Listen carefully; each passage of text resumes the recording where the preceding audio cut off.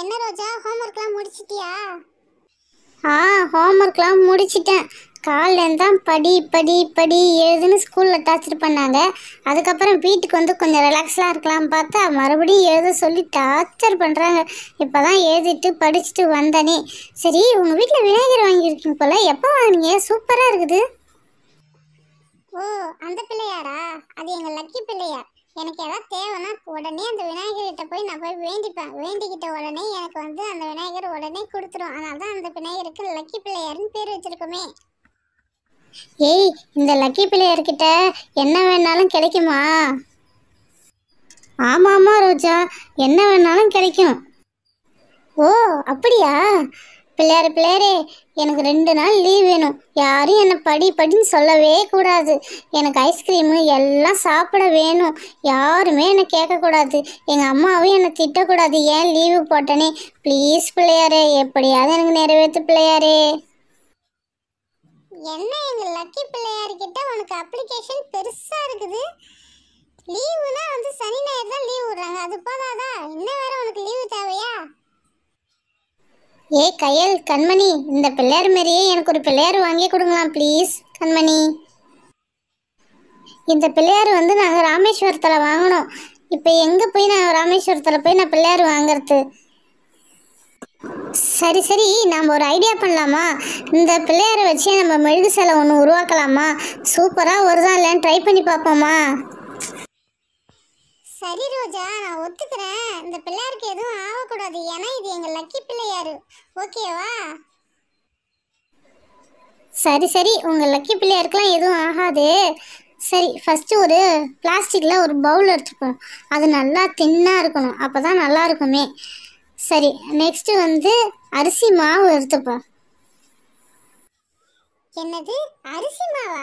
இந்த அரிசி மாவு எடுத்து நம்ம என்ன இட்லியை சுட போகிறோம்?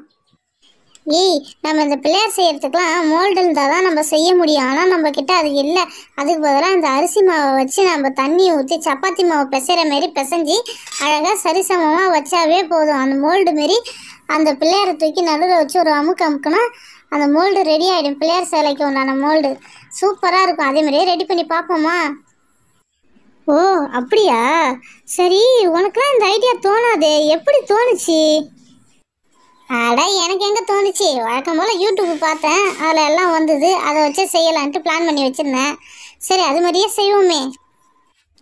சரி, எப்படியோ பிள்ளையார் சிலை வந்தால் சரிதான்.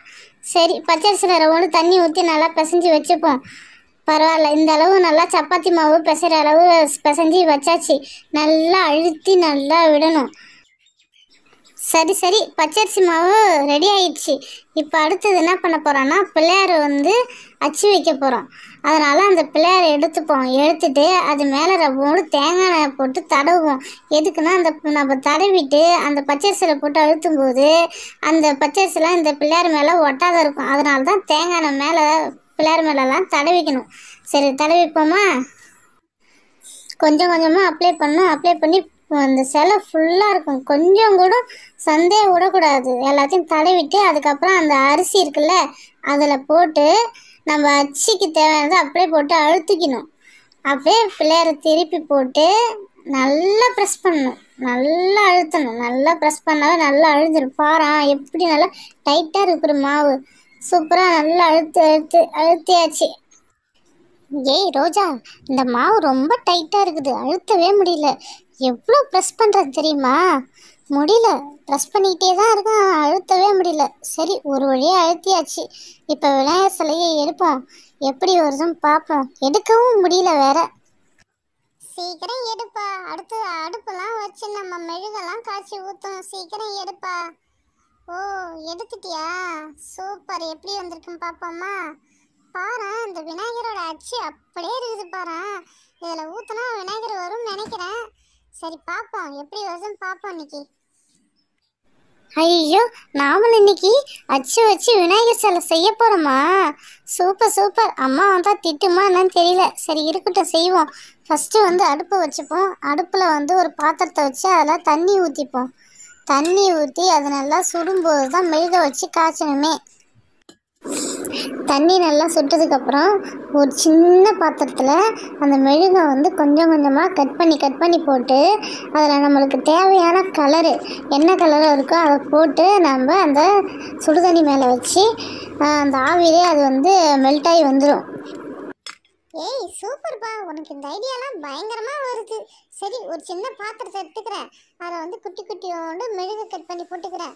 இப்போதைக்கு நம்ம வீட்டில் மஞ்சத்தூள் மட்டும்தான் இருக்குது. அதை மட்டும் போட்டு கட் பண்ணிக்கிட்டு அந்த சுடுதண்ணி மேலே வச்சு பார்ப்போம். கொஞ்சோண்டு கிண்டி விடுவோம். ஆனால் கிண்டுற மாதிரி அந்த பாத்திரம் ஒன்றும் பெருசாக இல்லை, சரி சின்னதாக தான் இருக்குது. இருந்தாலும் பரவாயில்ல, கொஞ்ச நேரம் விடுவோம். அதே மெல்ட்டாகி வருதான்னு பார்ப்போம்.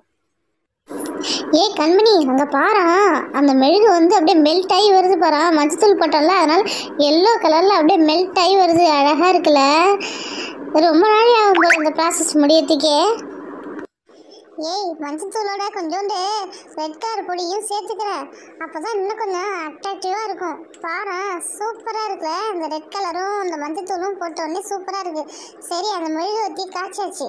அதுக்கப்புறம் அந்த மோல்டு ஒன்று செஞ்சு வச்சுருக்கோம்ல, அதில் இந்த மெழுகு வச்சுக்கிட்டு காய்ச்சந்த தூக்கி ஊற்றுவோம். எப்படி வருதுன்னு பார்ப்போமா? எல்லா இடமும் அப்படியே படற மாதிரி வீடு ஊற்று, சூப்பராக இருக்கும்.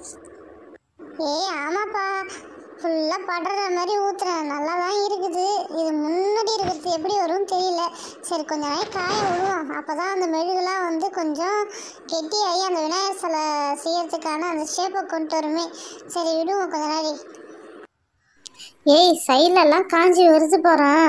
இந்த நடுவில் இருக்கிறது தான் கொஞ்சம் காயவே மாட்டேங்குது. அதுவும் சீக்கிரம் காஞ்சிடும்னு நினைக்கிறேன். சூப்பராக இருக்குல்ல. அடுத்த வாட்டி நம்ம முருகர் சிலை செய்வோம், சூப்பராக வரும். ஓகே. ஏய் சரிப்பா, அடுத்த வாட்டி கண்டிப்பாக முருகர் சிலை செய்வோம். அந்த பிள்ளையார் சிலை மட்டும் ஒழுங்காக வந்ததுன்னா. அங்கே பாரு கையல், பின்னாடி ஃபுல்லாக காஞ்சி போச்சு. சரி எடுத்து பார்ப்போமா? எப்படி வந்திருக்குன்னு தெரியல வேற. சரி எடுப்போமா? சூப்பராக வந்துருச்சுல. சரி திருப்புவோமா? விநாயகா நல்லபடியாக வரணுமா, லக்கி பிள்ளையாரே. ஏய் வாவ், சூப்பராக இருக்கு பாரு கையல். ஏய், பிள்ளையார் ரொம்ப சூப்பரா இருக்குது. சுத்தி மாவு இருக்கு பாரு, அது எல்லாத்தையும் ரிமூவ் பண்ணணும். ஈரமா இருக்கும்போதே அதை வந்து நம்ம எடுக்கணும். இல்ல வச்சுக்கோ, ஏன் அந்த சிலையை விட்டு நம்மளால எடுக்கவே முடியாது அந்த மாவை. ஏய் பாரா, இந்த மாவெல்லாம் எடுத்துட்டா அப்புறம் பாரா, சூப்பராக இருக்குல்ல விநாயகர். அந்த விநாயகருக்கும் இந்த விநாயகருக்கும் பாரா டிஃப்ரெண்ட்டாக. அதுக்கு பிளாக்காக இருக்குது, எல்லோவாக இருக்குது. செம்ம சூப்பர். பரவாயில்ல, நம்ம இன்னைக்கு செஞ்சது ரொம்ப சக்ஸஸ் ஆகிடுது. ஏய் கண்மணி, அந்த 2 விநாயகரையும் பக்கத்தில் வை, எப்படி இருக்குன்னு பார்ப்போம். வாவ், நாம் செஞ்ச விநாயகர் செம்மையாக இருக்குதுல்ல. ஒரிஜினல் விநாயகரும் நல்லா இருக்குது, இந்த விநாயகரும் நல்லா இருக்குது. சூப்பர்.